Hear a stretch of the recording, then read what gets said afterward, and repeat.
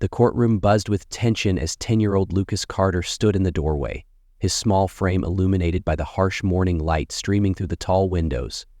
In his trembling hands, he clutched an old, worn letter, a relic from his mother, who had passed away years ago. His heart raced as he gazed into the sea of unfamiliar faces, reporters scribbling furiously in their notepads, curious onlookers whispering in hushed tones, and the imposing figure of his father, John Carter.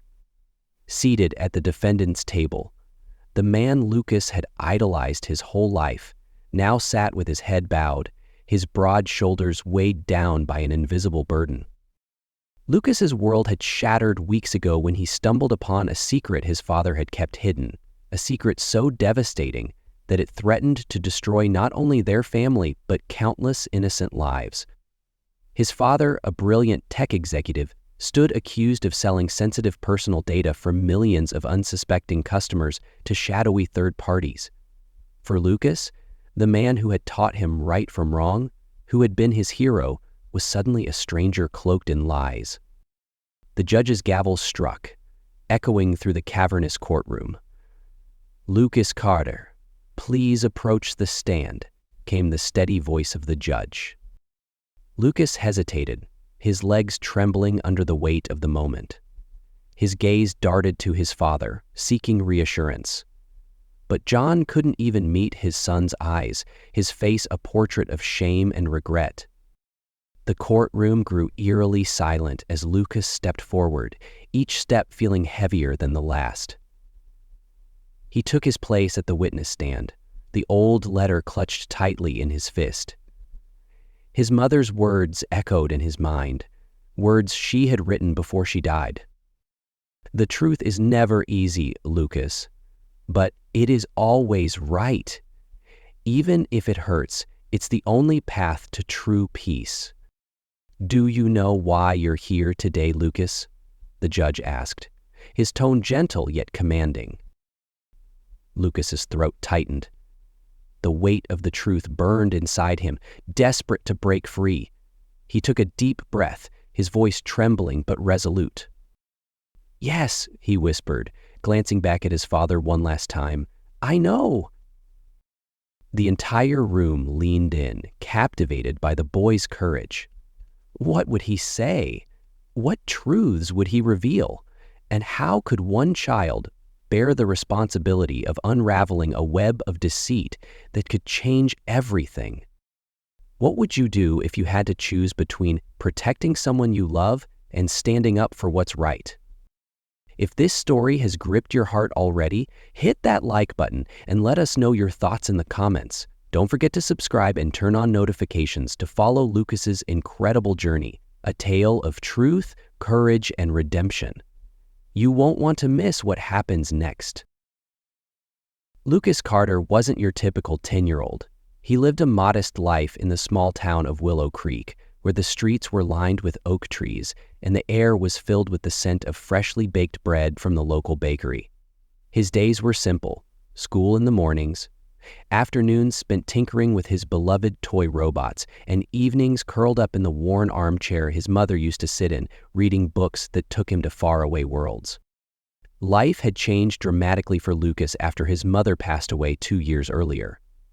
Her laughter no longer echoed in their home. Her warm hugs were now memories etched deeply in his heart, and her guiding words had been left behind in a series of letters she wrote before her death. Lucas treasured those letters, reading them whenever he felt lost or scared. They were his compass, his connection to the woman who had always been his guiding light. His father, John Carter, had always been a strong presence in Lucas's life, a man of intellect and ambition. As a tech executive for Prime Data Solutions, John was known for his sharp mind and business acumen. Lucas had always admired his father's ability to solve problems with ease and precision, often wondering if he'd grow up to be just like him. But since the loss of his wife, John had become a shadow of himself. The once lively man who used to build robots with Lucas in their garage now spent long hours locked in his office, buried in work. The laughter that used to fill their home had been replaced with tense silences and the occasional sound of a muffled phone call. Lucas often heard his father pacing late at night, his voice low and serious as he spoke to someone on the other end of the line. The boy never understood the words, but the tone was enough to make his stomach churn with unease. Their once cozy home felt colder these days, despite the flickering warmth of the fireplace his father kept lit. Lucas noticed the changes, the way his father avoided eye contact, the documents he hastily shoved into drawers when Lucas walked into the room, and the stack of envelopes with unfamiliar logos piling up on the kitchen counter. One Saturday afternoon, Lucas was searching his father's office for a phone charger when he stumbled upon something unusual: a small black USB drive tucked away in a drawer filled with random items. It was unlike anything Lucas had seen before, sleek, polished, and almost ominous in its design. His curiosity got the better of him, and before he knew it, he had plugged the drive into the family computer in the living room. What he found left him breathless. The screen filled with spreadsheets, names, addresses, social security numbers, and more, all labeled under a file called High-Value Clients. Lucas's stomach twisted as he scrolled through the endless list of personal data. Each entry felt like a violation of trust, a betrayal of the people who had placed their information in the hands of his father's company. He didn't understand everything, but he knew enough to realize this was wrong. Very wrong. From that moment on, Lucas became hyper-aware of his father's behavior. The late-night calls became more frequent, and Lucas began eavesdropping from his bedroom. Phrases like the data shipment and offshore accounts floated through the walls, each one chilling Lucas to the bone. One evening, Lucas overheard his father say, "They'll never trace it back to us. As long as the payments keep coming, we'll stay ahead." Lucas's heart sank. Was his father in trouble? Or worse, was he the cause of the trouble? Despite his growing suspicion, Lucas couldn't reconcile the man he was hearing on those calls with the father he knew, the man who still kissed him on the forehead before bed, who packed his lunch for school every morning, and who had once promised him that Carter men always do the right thing. But those tender moments were becoming rare, overshadowed by the growing distance between them. Lucas began to feel like a stranger in his own home, caught between his love for his father and the gnawing guilt of keeping his suspicions to himself. It was on one particularly restless night that Lucas turned to his mother's letters for guidance. He pulled out the worn envelope from under his pillow, the edges frayed from countless readings. "Dear Lucas," the letter began, her familiar handwriting soft and comforting. "Life will often put you in difficult situations where the right choice feels like the hardest one. But remember this: doing what's right isn't about ease or comfort. It's about integrity. Be brave, my sweet boy, and always let your heart guide you toward the truth." Her words lingered in his mind, intertwining with the image of the spreadsheets and the phone calls. Lucas felt a weight settle on his chest, the realization dawning that he might have to make a choice soon, a choice that could change everything. The final push came when Lucas found a sealed envelope on his father's desk. The faint scent of cologne clung to it, and the words "confidential transfer agreement" were printed on the front. The envelope contained a contract detailing the sale of the data Lucas had seen on the USB drive, along with a staggering figure written at the bottom: $3.2 million. His hands trembled as he pieced it all together. His father had sold the data, betrayed the trust of countless people. And for what? Money? Power? Lucas couldn't believe it, but the evidence was undeniable. That night, Lucas stared at the letter from his mother one last time before tucking it back under his pillow. He knew what he had to do, but the thought of standing against his father made his stomach churn. Could he betray the man who had raised him, even if it was for the greater good? The answer was clear. He had to do the right thing, no matter the cost. The days following Lucas's discovery were anything but normal. The weight of what he had seen on his father's USB drive pressed heavily on his small shoulders. At school, his friends laughed and played, blissfully unaware of the turmoil brewing inside him. Lucas tried to join in, but every time he smiled, it felt forced, as though his world was crumbling beneath him. At home, the tension was palpable. John Carter's behavior grew increasingly erratic. Once a man who thrived on routine, John now seemed consumed by paranoia. He frequently checked the locks on the doors, double-checked his phone, and made hushed phone calls late into the night. Lucas often heard his father pacing in his office, his voice barely above a whisper as he spoke in clipped, urgent tones. One evening, a black car pulled into their driveway. The sleek vehicle stood out against the modest surroundings of Willow Creek, its tinted windows reflecting the golden glow of the streetlights. Lucas peered from his bedroom window as two men in sharp suits stepped out, their expressions unreadable. The men entered the house without a word, their presence commanding and intimidating. Lucas tiptoed down the stairs, hiding just out of sight as he strained to hear their conversation. "This isn't what we agreed on, Carter," one of the men said, his tone icy. "You're playing a dangerous game." "I'm handling it," John replied, his voice unsteady. "I just need more time."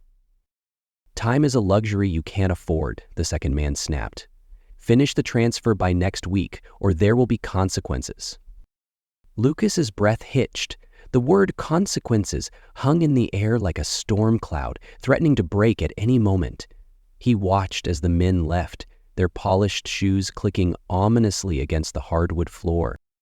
The next morning, Lucas woke early, determined to uncover more about his father's dealings. While John was in the shower, Lucas crept into his office and opened the drawer where he had first found the USB drive. This time, he found a locked box. After rummaging through the room, Lucas found the key taped under the desk. With trembling hands, he opened the box to reveal a stack of documents and a ledger filled with names and numbers. At the bottom of the pile was a contract titled Exclusive Data Transfer Agreement with NovaCore. Lucas scanned the document, his heart pounding as the words sank in.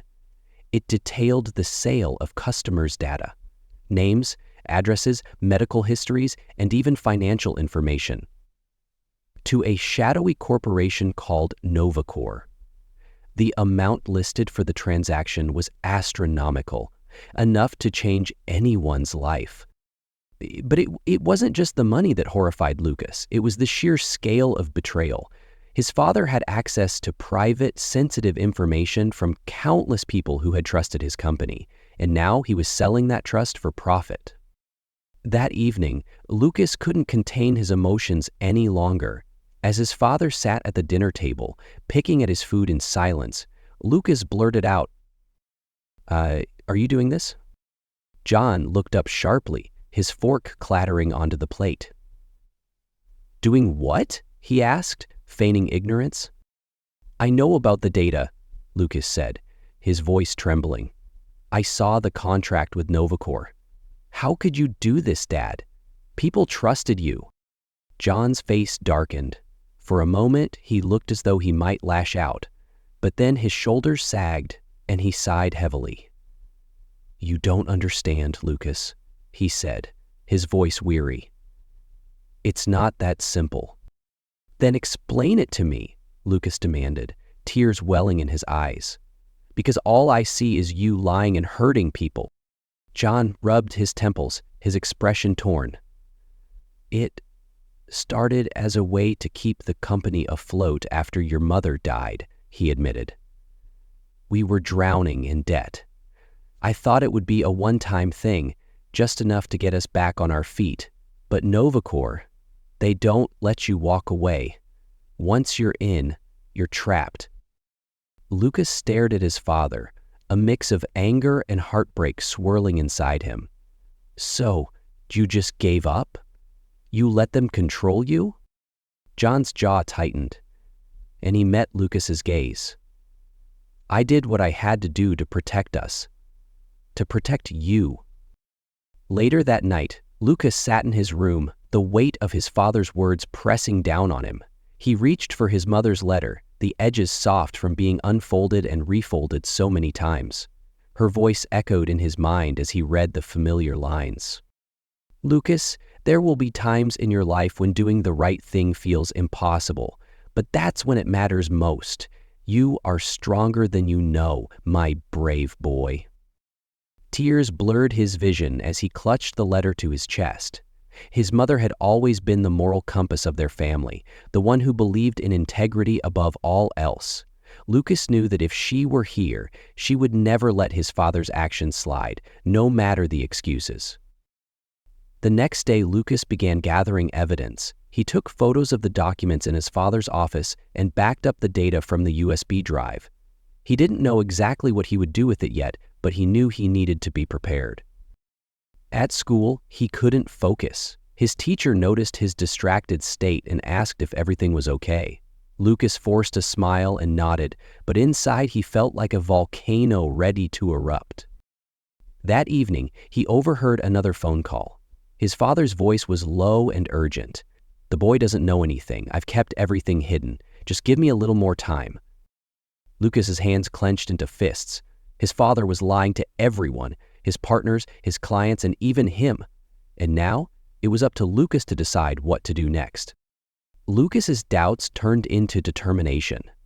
He loved his father, but he couldn't ignore what was happening. The people whose data had been sold deserved justice, and his mother's words rang louder in his ears with each passing day.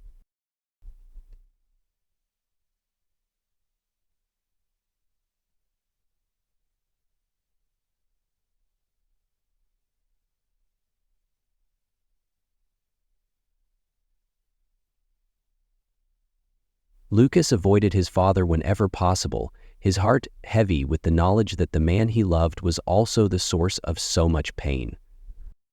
The courtroom loomed in Lucas's mind, a place where truths would be revealed and lives would be forever changed.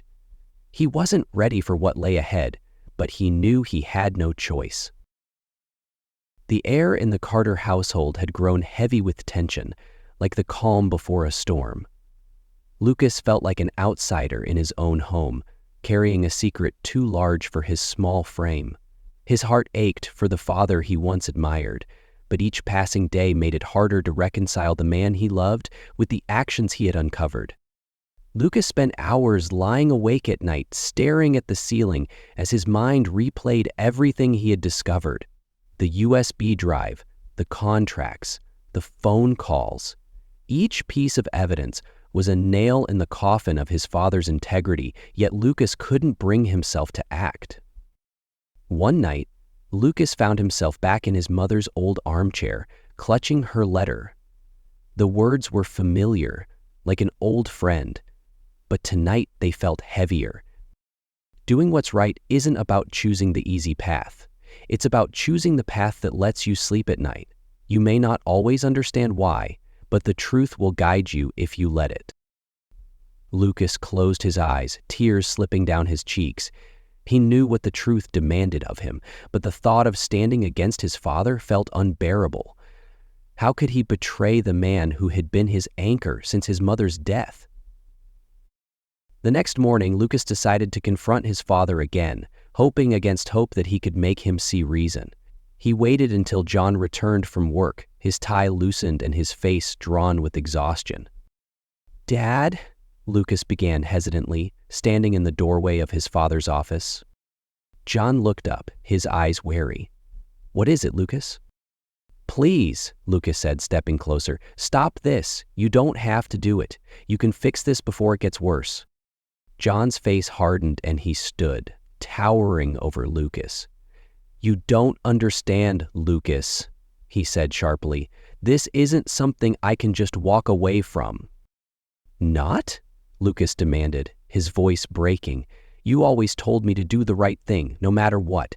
Was that a lie too?" John's expression softened, a flicker of guilt crossing his face. I wanted to protect you, he said quietly. Everything I've done for you. Lucas shook his head, his hands clenched into fists. This isn't protecting me, it's destroying everything Mom believed in. She wouldn't want this, and you know it. John turned away, his shoulders slumping under the weight of his son's words. It's not that simple, he murmured, almost to himself. Later that week, Lucas found himself sitting on the steps outside his house, lost in thought. The crisp autumn air carried the scent of fallen leaves, but Lucas barely noticed. His mind was racing, searching for a way out of the nightmare his family had become. "Lucas," a familiar voice called. He looked up to see Mrs. Harper, their elderly neighbor and a close friend of his late mother. She was carrying a basket of freshly baked cookies, her kind eyes full of concern.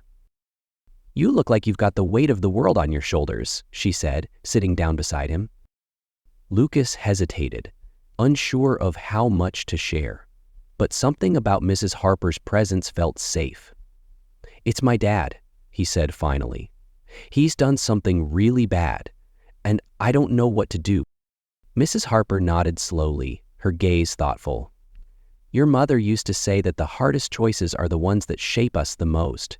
She believed in doing the right thing, even when it hurt." Lucas swallowed hard, his throat tight. What if doing the right thing means hurting him? Mrs. Harper placed a comforting hand on his shoulder. "Sometimes love means holding people accountable, Lucas. It's not easy, but it's necessary." Her words settled in his heart like seeds, planting a sense of resolve that he hadn't felt before. That evening, Lucas sat at his desk, staring at the evidence he had gathered. The USB drive, the photos of the documents, and his mother's letter were spread out before him like pieces of a puzzle. He picked up the letter once more, his fingers tracing the familiar handwriting. This time, he read the final line aloud to himself. "You are braver than you know, Lucas. Trust yourself." The words felt like a whisper in his ear, as though his mother was right there beside him. Lucas took a deep breath, his hands steady for the first time in weeks. He knew what he had to do. The next day, Lucas approached Mr. Graham, the school counselor. He had always been kind and patient, someone the students trusted. Lucas hesitated outside his office door, his heart pounding. But then he thought of his mother's letter and stepped inside. "Mr. Graham," he said, his voice trembling, "I need to tell you something. It's about my dad." Mr. Graham listened attentively as Lucas laid everything out, the USB drive, the contracts, the phone calls. When Lucas finished, the counselor leaned forward, his expression serious but calm. "You're very brave, Lucas," he said. "What you've done takes a lot of courage. I'll make sure this gets handled the right way." Lucas felt a mix of relief and fear. The first step had been taken, but he knew the hardest part was yet to come. 2 weeks later, a letter arrived in the mail. Lucas's heart sank as he read the words. "You are required to appear as a witness in the case of John Carter v. State." John Carter's face was pale as he read the summons, his hands trembling. He looked at Lucas, his eyes filled with a mixture of anger and betrayal. "You did this?" he asked, his voice barely above a whisper. Lucas met his father's gaze, his own eyes brimming with tears. "I had to," he said simply. "I couldn't stay silent." John shook his head, sinking into a chair. "You don't understand what you've done," he muttered. "No, Dad," Lucas said firmly. "I understand exactly what I've done. I've done what you taught me, to stand up for what's right." As the day of the trial approached, Lucas felt a strange mix of fear and resolve. The weight of his decision pressed heavily on him, but he knew he couldn't back down now. He clutched his mother's letter tightly in his hands, her words echoing in his mind. "The truth will guide you if you let it." With those words as his anchor, Lucas prepared to face the storm that was coming. He knew it wouldn't be easy, but he also knew it was the right thing to do. The day had arrived. The air outside the courthouse was crisp and cold, the kind that bit at your cheeks and left them flushed. Lucas Carter sat in the back seat of his father's car, staring at the imposing stone building as they pulled into the parking lot. His hands trembled in his lap, clutching the worn letter from his mother as if it were a lifeline. The car stopped, and John Carter turned to his son, his eyes hollow and tired. "Lucas," he said quietly, his voice carrying the weight of everything left unsaid. "You don't have to do this." Lucas met his father's gaze, his small shoulders squared. "Yes, I do," he said, his voice steadier than he expected. John sighed, his face crumpling with defeat. Without another word, he opened the door and stepped out, adjusting his tie as reporters swarmed toward him. Cameras flashed, microphones were shoved forward, and questions were hurled in rapid succession.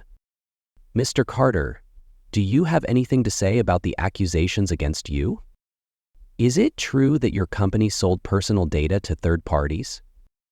How do you respond to claims of fraud?" John ignored them, his jaw tight as he ushered Lucas through the crowd and into the courthouse. The courtroom was a cavernous space with high ceilings and rows of wooden benches.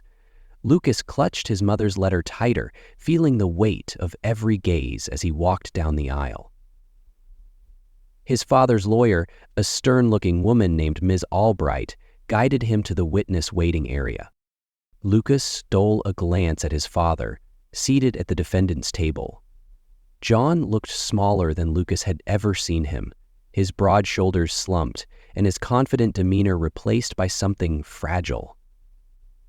Lucas felt a pang of guilt but quickly pushed it aside. The truth had to come out, no matter how much it hurt. The judge entered, a tall man with sharp features and a commanding presence. He took his seat, banging the gavel to signal the start of the trial. "This court is now in session," he announced. The prosecutor, Mr. Rourke, rose to his feet. He was a tall man with a commanding presence, his tone sharp and calculated. "Your Honor," he began, "we will demonstrate today that the defendant, John Carter, knowingly and deliberately sold sensitive personal data belonging to millions of individuals to third-party entities without their consent." John's lawyer, Ms. Albright, immediately objected. "The defense maintains that Mr. Carter was coerced into these actions under duress," she argued, her voice firm. The judge nodded. "Noted. Proceed." "Lucas Carter, please approach the stand," the judge called. Lucas's heart pounded as he rose from his seat. The room seemed to stretch endlessly as he walked to the witness stand, every step feeling heavier than the last. He climbed onto the chair, his legs dangling off the edge, and faced the judge. "State your name for the record," the judge instructed. "Lucas Carter," he replied, his voice barely above a whisper. "Speak clearly, young man," the judge said kindly. "You're doing fine." Lucas took a deep breath and repeated his name, louder this time. The prosecutor approached, his tone softening slightly. "Lucas, can you tell us why you're here today?" Lucas glanced at his father, whose face was unreadable. "I'm here to tell the truth," he said, his voice trembling but resolute. "And what truth is that?" Mr. Rourke prompted. Lucas hesitated, his fingers gripping the edge of the stand. "I found a USB drive in my dad's office," he began. "It had files on it, spreadsheets with people's names, addresses, and other personal information. Later, I found contracts and emails that showed he sold that data to a company called NovaCore." A murmur rippled through the courtroom, the weight of Lucas's words settling heavily in the air. Mrs. Albright stood, her expression calm but intense. "Lucas," she began, "you're a bright young man, but you're also just a child. Are you sure you understood what you saw? Could it have been something else?" Lucas looked her in the eye, his small hands trembling. "I know what I saw," he said firmly. She pressed further. "Did your father ever tell you directly that he sold this data, or are you assuming based on what you found?" Lucas hesitated. "He didn't say it directly," he admitted, "but I heard him on the phone, talking about data shipments and payments, and the contracts had his signature." Miss Albright turned to the judge. "Your Honor, this testimony is circumstantial at best. Lucas is interpreting what he saw without full context." The judge nodded. "Noted. Proceed." The prosecutor stepped forward again, his voice steady. "Lucas, I understand this is hard for you, but I want to ask you one final question. Why are you testifying against your father today?" Lucas felt tears prick his eyes. He clutched his mother's letter in his lap, the familiar words giving him strength. "Because it's the right thing to do," he said, his voice trembling. "My mom always told me that the truth matters, even when it's hard. I love my dad, but what he did was wrong. People trusted him, and he broke that trust." A hush fell over the courtroom. Even Miss Albright seemed momentarily at a loss for words. Lucas risked a glance at his father. John's face was pale, his jaw clenched tightly. For a moment, their eyes met, and Lucas saw something unexpected. Not anger, but sorrow. John slowly stood, addressing the judge.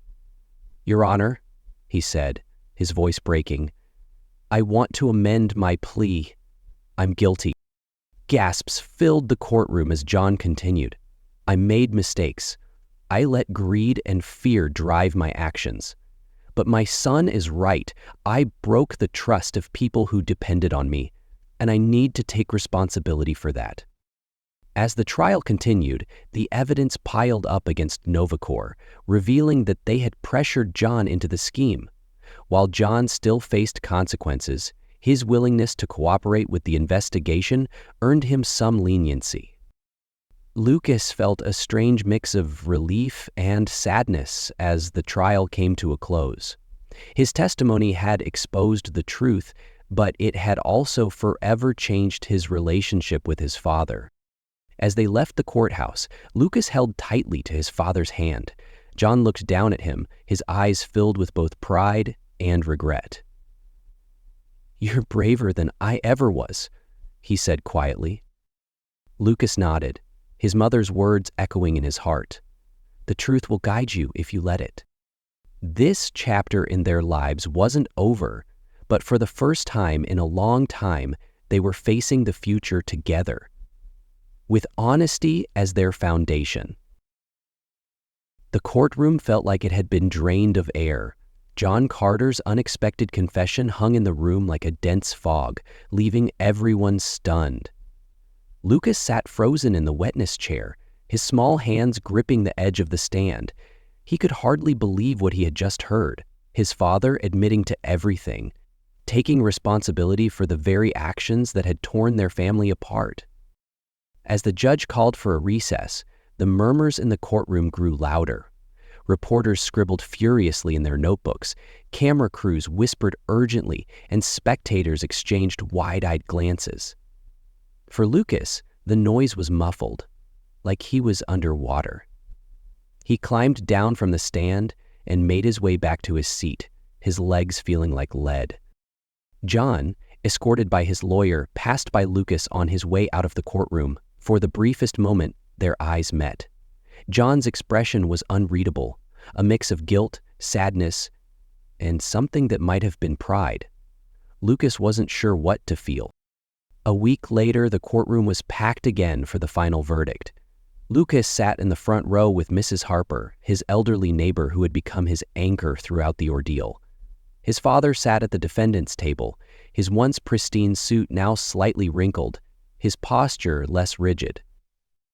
The judge's gavel struck, silencing the room. After reviewing the evidence and the testimony provided, the judge began, his tone firm but measured. This court finds the defendant, John Carter, guilty of all charges related to the illegal sale of personal data. A collective gasp rippled through the audience. Lucas felt a lump rise in his throat. However, the judge continued, the court also recognizes that Mr. Carter has cooperated fully with authorities and provided crucial information that has led to an ongoing investigation into Novacor, the primary orchestrator of these crimes. Taking this into account, the court sentences Mr. Carter to 3 years in federal prison, with the possibility of parole after 1 year. The room was a mixture of reactions. Some whispered words of relief, others shook their heads in disapproval. Lucas's heart ached, but a small part of him felt relief. His father would have a chance to make things right, even if it meant facing the consequences of his actions. Outside the courthouse, the media frenzy was in full swing. Reporters shouted questions, cameras flashed, and microphones were thrust into the faces of anyone remotely connected to the case. Lucas stayed close to Mrs. Harper, her steady hand on his shoulder providing a small measure of comfort. The reactions from the community were mixed. Some praised Lucas for his courage, calling him a hero for standing up for what was right. Others weren't so kind, labeling John a criminal and accusing Lucas of betraying his own family. At school, Lucas faced a similar divide. Some classmates avoided him, whispering behind his back, while others approached him with admiration. One girl, Sarah, handed him a note during lunch that read, "You're really brave. My mom says you probably saved a lot of people." Lucas smiled faintly as he read it, but the weight of everything he had gone through made it hard to feel like a hero. The days that followed were quiet at home. John spent his remaining time before his sentence preparing for his departure. He met with lawyers, made financial arrangements, and even spent hours on the phone with government investigators, providing information about Novacor's operations. One evening, Lucas found his father sitting at the dining table staring at a stack of papers. His tie was loosened, and his hair was slightly disheveled. "Hey, champ," John said softly as Lucas entered the room. "Hi, Dad," Lucas replied, hesitating before sitting across from him. For a long moment, neither of them spoke. The silence was heavy, filled with everything they wanted to say but didn't know how. Finally, John broke the silence. "I want you to know something," he began, his voice thick with emotion. "What you did, it was the hardest thing anyone could have done. And I want you to know that I'm proud of you. I don't blame you for anything." Lucas felt his throat tighten. "But if I hadn't said anything, you wouldn't be going to prison," he said quietly. John shook his head. "If you hadn't said anything, I'd still be lying to myself, to you, to everyone. What you did wasn't just right. It was necessary. You reminded me of the man I used to be, the man your mother believed in." Tears welled up in Lucas's eyes. He nodded, unable to speak, and for the first time in weeks, John reached across the table and pulled him into a hug. Meanwhile, the investigation into Novacor gained momentum. Thanks to John's cooperation, authorities uncovered a vast network of illegal data operations that spanned multiple countries. Executives at the company were arrested, and new laws were proposed to strengthen data privacy protections. The case became a national headline, with Lucas's testimony highlighted as a turning point. People began to see the story not just as a scandal, but as a cautionary tale about the importance of ethics in the digital age. One afternoon, Lucas walked next door to visit Mrs. Harper. She greeted him with a warm smile and a plate of cookies, just like she always did. "How are you holding up, Lucas?" she asked, handing him a glass of milk. "I don't know," Lucas admitted. "Sometimes I feel like I did the right thing, but other times I just feel like I broke my family." Mrs. Harper nodded thoughtfully. "Doing the right thing often feels like that," she said. "But let me tell you something your mother once told me. The truth doesn't destroy, it heals. Sometimes it just takes time." Lucas let her words sink in, feeling a small glimmer of hope for the first time in days. The morning of John's departure was quiet and somber. Lucas stood by the front door as his father packed the last of his belongings into his small bag. "I'll write to you every week," John said, ruffling Lucas's hair. Lucas nodded, his chest tight. "I'll visit when I can." As John pulled him into a final hug, he whispered, "Remember what your mom used to say. The truth will guide you if you let it." "You've got a good heart, Lucas. Don't ever lose that." Lucas watched as his father climbed into the waiting car, the sound of the engine fading into the distance. For a long time he stood there, clutching his mother's letter and feeling the weight of the moment. In the weeks that followed, Lucas began to rebuild his life. Mrs. Harper became a second parent to him, offering guidance and comfort whenever he needed it. At school, he slowly found his footing again, making new friends and discovering that courage often inspired others. The community, too, began to see Lucas and his father in a new light. While some still harbored resentment, others reached out with words of support and understanding. Lucas knew the road ahead wouldn't be easy, but for the first time in a long time, he felt like they were moving in the right direction. The weeks following the trial were a blur for Lucas. The courtroom drama may have ended, but the impact of his father's actions rippled through every corner of their lives. It wasn't just their family that had to pick up the pieces. It was the entire community of Willow Creek. Lucas found himself facing mixed reactions everywhere he went. Some neighbors would stop him on the street, their voices filled with admiration. "You're so brave for speaking up," Mrs. Owens, the owner of the town's bakery, told him one day. "What you did took more courage than most adults have." But not everyone was kind. Others whispered behind his back, casting suspicious glances his way. "Isn't that the boy who testified against his father?" one man muttered as Lucas passed by the grocery store. Lucas tried to tune out the whispers, but they still stung. He understood that people were angry, not just at his father, but at the situation as a whole. Some had lost trust in John Carter's company, and others simply couldn't see past the headlines. Not long after the trial, a social worker named Miss Green visited their home to assess how Lucas was coping. She was kind and patient, asking Lucas questions about school, his friends, and his thoughts on everything that had happened. "Lucas, you've been through a lot for someone your age," Ms. Green said, her voice soft but firm. "How are you holding up?" Lucas hesitated before answering. "I don't know," he admitted. "Sometimes I feel like I did the right thing, but other times, I feel like I hurt my dad." Miss Green nodded thoughtfully. "It's okay to feel that way," she said. "Doing the right thing isn't always easy, and it doesn't always feel good right away. But what you did, telling the truth, it's something to be proud of. It shows strength and integrity." Lucas looked down at his hands, the weight of her words settling in. "I just want things to go back to normal," he said quietly. "They might never go back to how they were before," Ms. Green said gently, "but that doesn't mean they can't get better. You and your dad have a chance to rebuild, and that's something not everyone gets." John Carter's decision to cooperate with authorities had far-reaching effects. His testimony helped dismantle Novacor's operations, exposing a web of illegal data sales and corruption that spanned multiple states. As more details emerged, the community began to see John's role in a different light.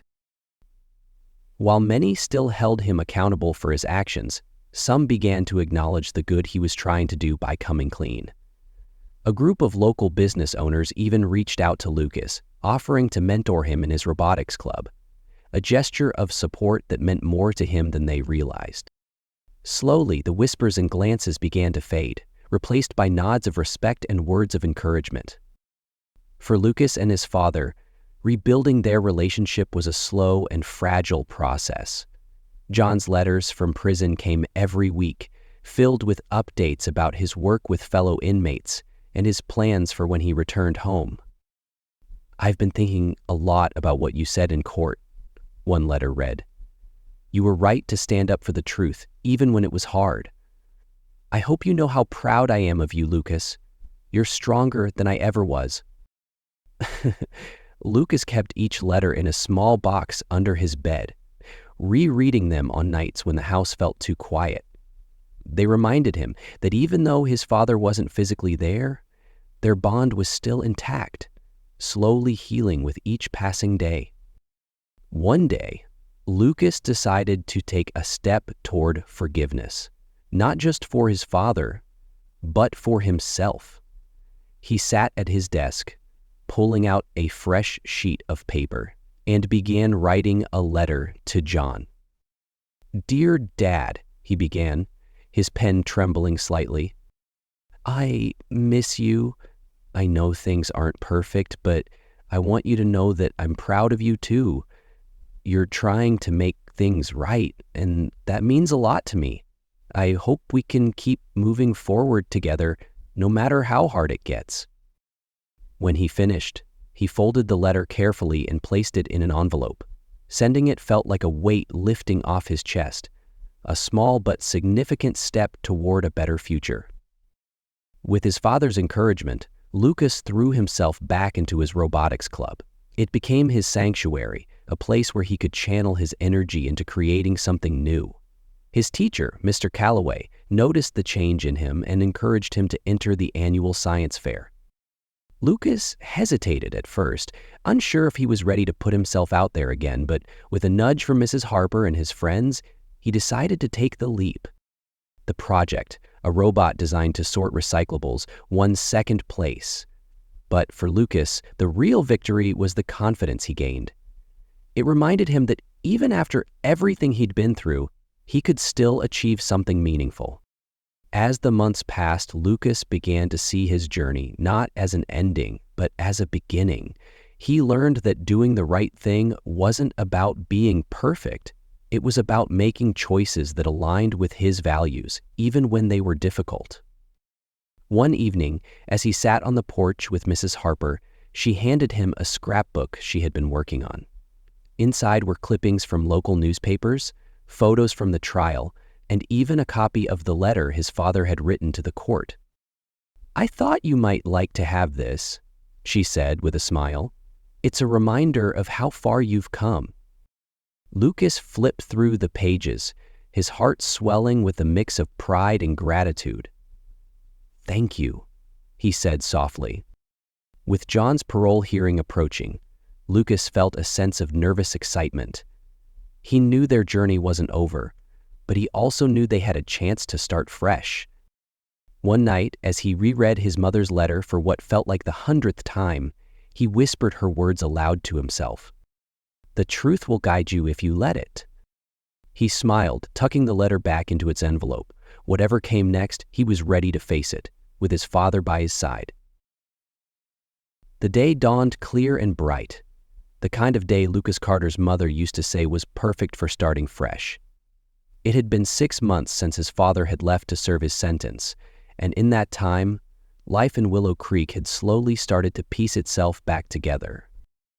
Lucas stood at the edge of their backyard, the autumn leaves crunching beneath his sneakers. In his hand was the letter his mother had written, the one that had been his compass throughout the storm of the past few months. He traced the familiar folds, the corners worn from countless readings, and felt a small sense of peace settle over him. The fallout from his father's trial had rippled through the town. At first, many had shunned the Carter family, unable to look past the betrayal of trust. But as time went on, and as the full extent of Novacor's illegal operations was exposed, people began to see John Carter's actions in a more nuanced light. Lucas often overheard conversations in the local diner, where townsfolk debated the situation. Some praised John for cooperating with authorities and helping dismantle a corrupt corporation. Others still harbored resentment, arguing that he had only come clean because he was caught. For Lucas, these debates were difficult to hear, but they also taught him something important. The truth was messy. It didn't always lead to immediate forgiveness or perfect outcomes, but it was necessary. It was the foundation for rebuilding trust, even if it took time. One weekend, Lucas visited his father at the correctional facility. It was the first time they had seen each other since John had left, and Lucas felt a mix of nerves and anticipation as he entered the sterile visiting room. John stood as Lucas approached, his face lighting up with a hesitant smile. He looked thinner but healthier, a weight seemingly lifted from his shoulders. "Hey, champ," John said, pulling Lucas into a hug. "Hey, Dad," Lucas replied, his voice muffled against his father's shirt. They sat down at a small table, the conversation initially stilted, but gradually warming as they talked about school, Lucas's robotics club, and the neighbors back home. "I've been thinking a lot about everything," John said, after a while, his tone serious. "And I want you to know that I don't just want to fix what I did. I want to be better. For you. For us. I can't undo the past, but I can make sure I don't repeat it." Lucas nodded, his chest tightening. "I believe you, Dad," he said simply. As Lucas left the facility that day, he felt lighter than he had in months. His father's words, combined with his own efforts to rebuild his life, had given him hope. For the first time, he could see a future where they could move past the mistakes and start anew. At home, Lucas placed his mother's letter back in its spot on his nightstand, next to a new journal he had started. The first page was filled with a promise he had made to himself. Always choose honesty, even when it's hard. Months later, Lucas was invited to speak at a community event about courage and integrity. Standing on the small stage in front of neighbors, teachers, and even strangers, he felt a flutter of nerves, but also a sense of purpose. "I used to think that telling the truth was simple," he began, his voice steady. "But I've learned that it's not. The truth can be messy, painful, and complicated, but it's also powerful. It's what allows us to rebuild trust, to heal, and to move forward. My dad always told me to do the right thing, and even though he made mistakes, I know he's trying to live by that now too." The audience listened intently, their faces thoughtful. When Lucas finished, the room erupted in applause. Back at home, Lucas sat on the porch with Mrs. Harper, watching the sunset. The horizon glowed with hues of orange and pink, and the air was filled with the distant sound of children playing. "You did good, Lucas," Mrs. Harper said, handing him a glass of lemonade. "Your mom would be proud." Lucas smiled, the familiar warmth of her words filling his heart. "I think she would be too," he replied softly.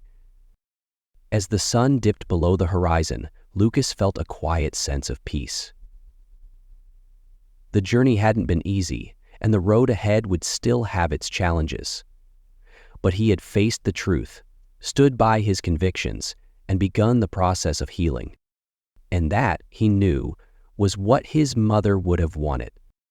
Lucas's story reminds us that truth is not always easy, but it's the foundation for trust and growth. So here's a question for you. What would you do if you had to choose between protecting someone you love and standing up for what's right? How would you balance love, loyalty, and integrity? Let us know your thoughts in the comments below. We'd love to hear your perspective on this powerful lesson. If you found this story inspiring, don't forget to like, share, and subscribe to our channel for more stories of courage, resilience, and the power of truth. Hit the notification bell so you never miss an update. Together, let's explore the stories that shape us all.